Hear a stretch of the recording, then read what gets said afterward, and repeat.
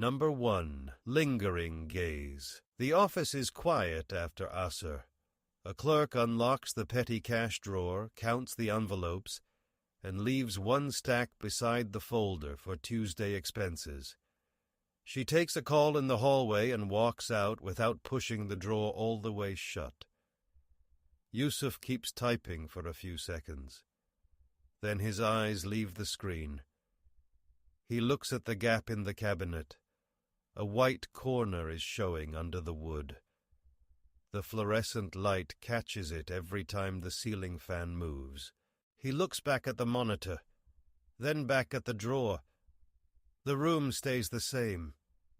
The printer hums. A spoon taps the inside of a glass mug. Allah says he knows the stealthy glance and what the chests conceal.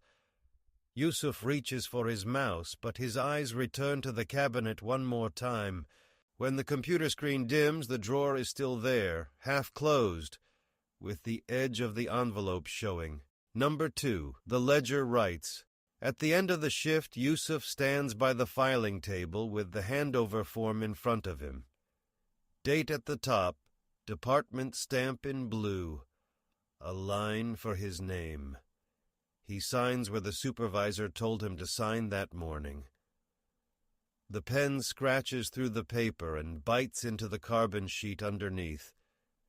He slides the form to the left, then pauses. The petty cash drawer is still across the room.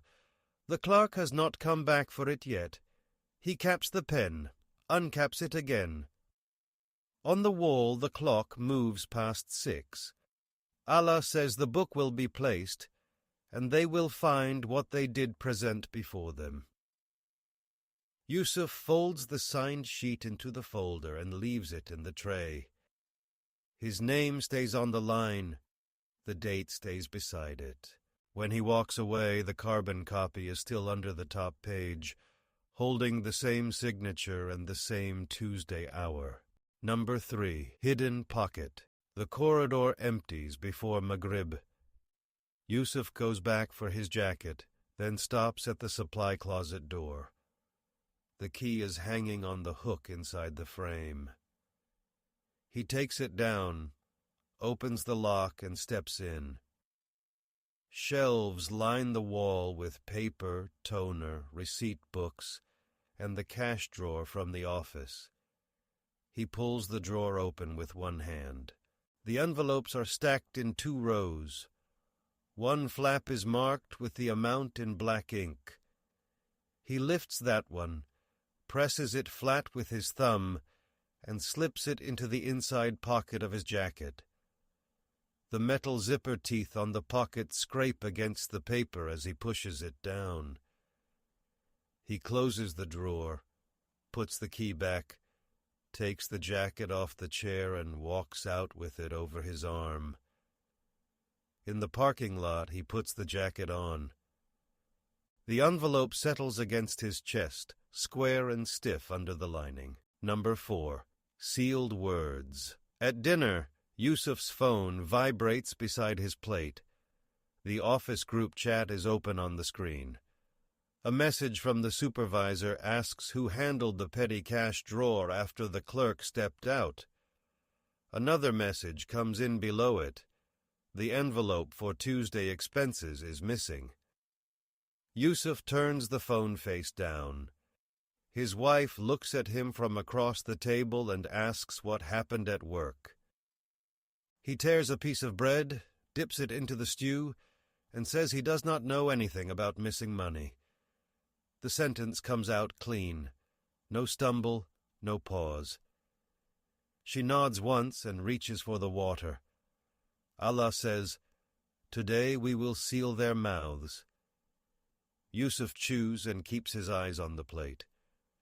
The phone vibrates again near his elbow. Oil shines on the bread in his fingers. The blue notification light keeps flashing against the edge of the glass. Number 5. Book appears. The office is gone. The dining table is gone. Yusuf is standing where everyone else is standing, and the book is open in front of him. The page is not arranged by excuses. It is arranged by acts. the glance toward the half-closed drawer, the signature on the Tuesday handover sheet, the key lifted from the closet hook, the envelope pressed into the jacket pocket, the sentence at dinner. I do not know anything about missing money. Allah says, "What is with this book? It leaves nothing small or great except that it has counted it." Yusuf moves his face closer to the page as if the lines might change at that distance. They do not change. The hour beside the signature is there. The amount on the envelope flap is there. The message from the supervisor is there. The page stops with his name and the Tuesday record laid out in full. Number 6. Hands speak. Then his hands rise.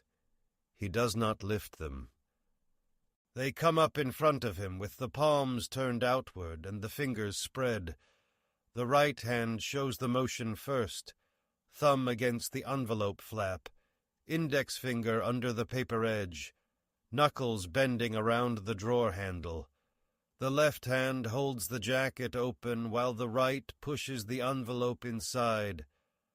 Allah says, "Today we will seal their mouths, and their hands will speak to us." Yusuf looks at his own skin while it gives the order of the act back to him. The hook, the key, the drawer, the flap marked in ink, the pocket inside the jacket. He tries to pull his hands down, but they stay where they are. The fingers that flattened the envelope stay open in front of him, every joint visible, every line across the palm exposed to the light. Number 7. Feet trace. His feet follow after the hands. That evening, after dinner, he had left the apartment to clear his head before Aisha. The envelope was still in the jacket pocket. The mosque entrance was ahead on one side of the street. The office road was behind him on the other side. His phone vibrated once more with the supervisor asking again about the missing cash. Yusuf kept walking.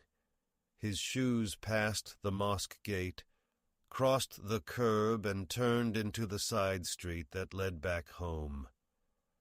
A puddle from the afternoon rain caught the sole of his right shoe. Dust from the dry curb clung to the left.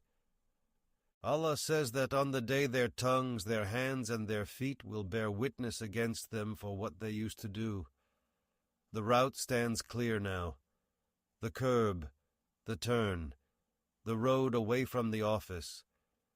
Grit still clings to the right sole where he chose the other street.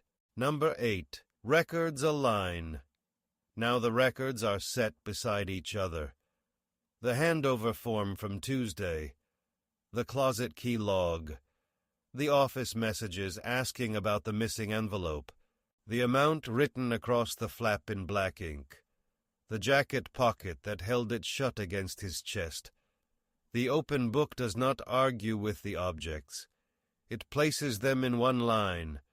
The signature meets the hour meets the drawer meets the envelope meets the lie at the dinner table. Yusuf stands while his own body and the paper record agree on every step.